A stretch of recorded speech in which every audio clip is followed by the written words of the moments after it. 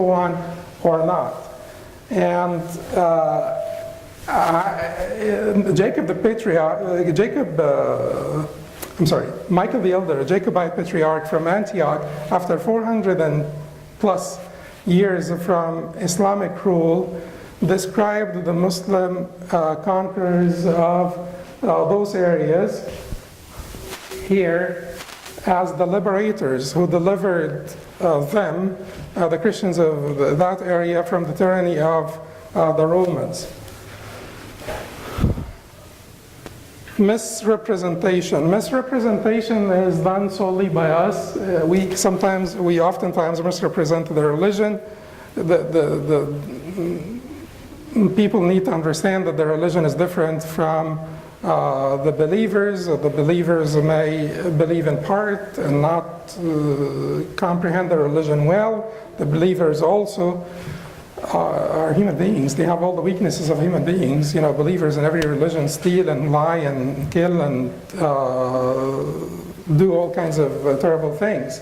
And sometimes they could even use the religion to justify some of their misbehavior so that they can fit in and not look bad.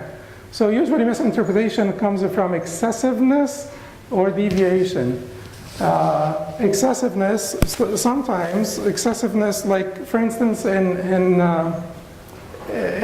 some places there is excessiveness with women, for instance, with limiting what women may do.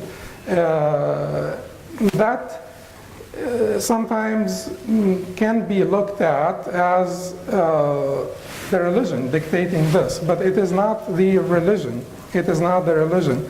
It is culture, and you cannot wipe out the culture completely as long as it is not completely, as long as it's not tyrannical.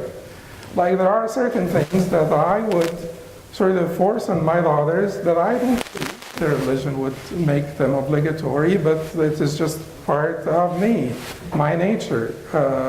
And my nature could be different from your nature, and you do not have to accept mine, and I don't have to yield to yours. Everybody has their own nature. And if I'm a father, I'm a father, and I'm not going to give up my my paternal rights, as long as it's not tyrannical. Certainly as long as it's not tyrannical or oppressive, etc., etc. But sometimes the culture and human variation affects what we do.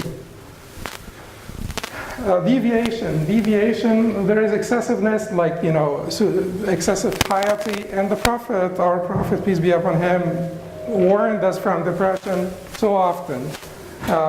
He warned us from the excessiveness in the deen, because he said excessiveness in the deen destroys the nations before you, so do not be excessive.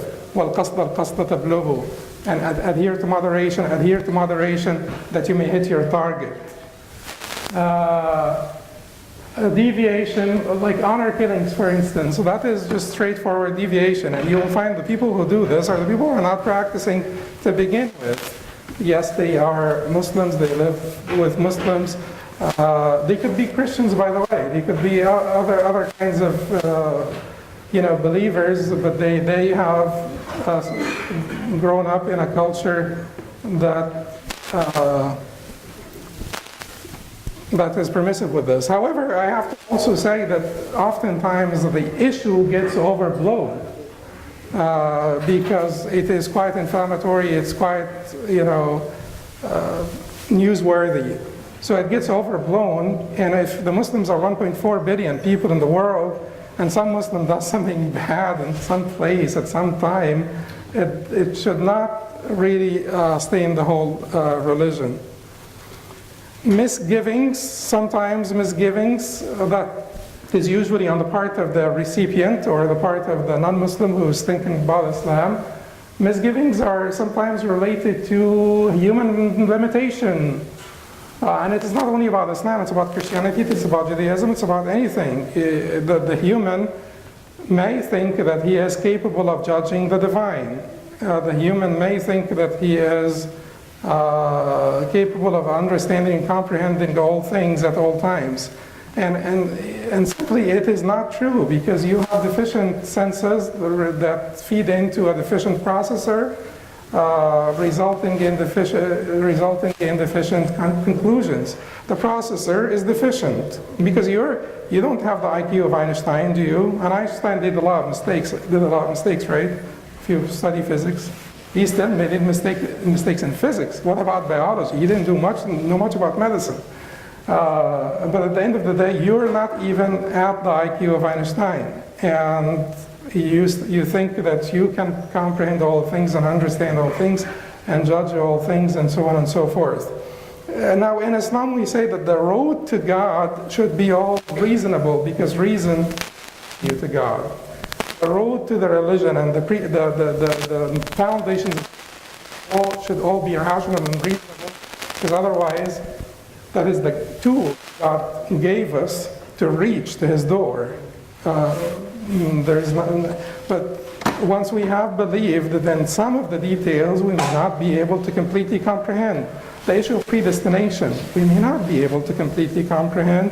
The issue of eternity itself is beyond our ability to comprehend, and so on.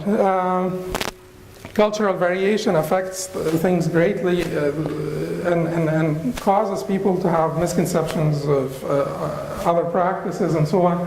If you look at the age of marriage, for instance, in California, the legal age of consensual sex was in 18... okay.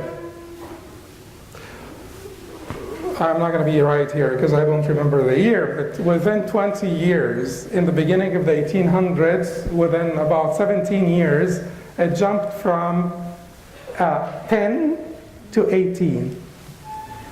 That is in California. And you can go back, you can Google it, it's easy nowadays to do this stuff. Legal age of consensual sex, California. In some of the states it is 14, in some of the states it is 18, so west of the border you're a criminal, and east of the border you're just a good citizen. So it varies, and it varies greatly. Shakespeare, during the time of Shakespeare, you read Romeo and Juliet. Juliet's mother was telling her that she was late to marriage when she was 14, right? You know, her peers had already married. She was late. So that makes things a little bit different, because you look at things from your own perspective, you use your own spectacles. Human ills, dogmatism, prejudice, these are causes also of misgivings. I hope that I did not go too long over my time, but now it's time for questions and answers. Thank you for listening.